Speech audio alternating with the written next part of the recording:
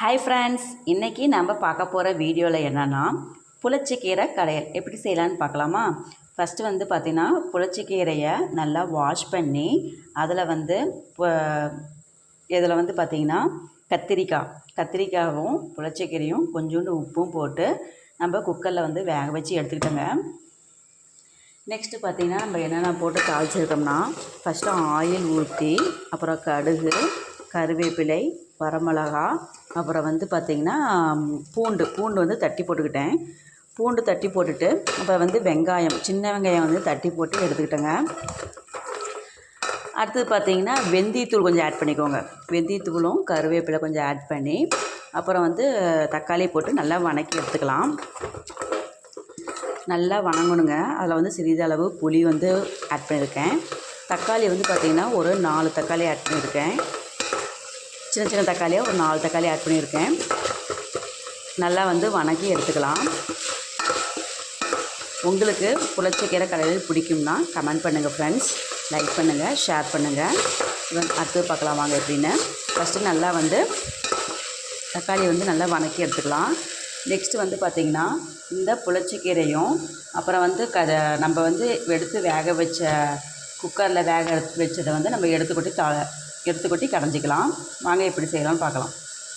இப்போ பாருங்கள், தக்காளி வந்து நல்லா வந்து வதங்கிட்டுருக்கு. இதில் வந்து கொஞ்சம் உப்பு போட்டு நல்லா வதக்கி விட்டுக்கோங்க. ஈஸி தாங்க, செம்ம டேஸ்ட்டாக இருக்கும். இதுமாரி ஒரு டைம் செஞ்சு பாருங்கள், நல்லாயிருக்கும். நெக்ஸ்ட்டு வந்து பார்த்திங்கன்னா இதில் எடுத்து தண்ணி இல்லாமல் எடுத்து வச்சுக்கோங்க.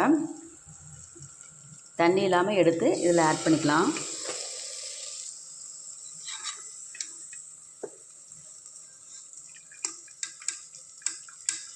சிம்பிளாக தான் இருக்கும், ஆனால் நல்லாயிருக்கும், டேஸ்ட்டாக இருக்கும், உடம்புக்கும் ரொம்ப நல்லதுங்க. இதுமாரி செஞ்சு பாருங்கள்.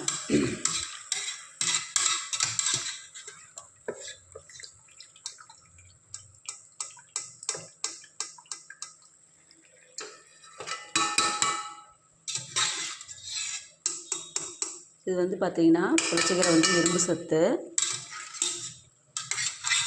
வாரம் ஒரு முறையாவது வாங்கி செஞ்சு பாருங்கள். இப்போ பாருங்கள், எல்லாமே எடுத்தாச்சு. இப்போ இதிலே வந்து நல்லா மிக்ஸ் பண்ணி விட்டுக்கலாம்.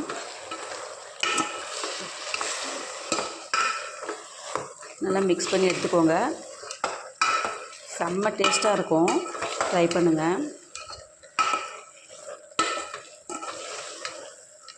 இப்போ வாங்க கடைஞ்சிக்கலாம். அவ்வளோதான் ஃப்ரெண்ட்ஸ், மற்ற வச்சு கடைஞ்சி எடுத்தாச்சு. வேறு பாத்திரத்துக்கு மாற்றிக்கலாம். இப்போ பாருங்கள் ஃப்ரெண்ட்ஸ், சுவையான புளிச்சக்கீரை கடையல் ரெடி.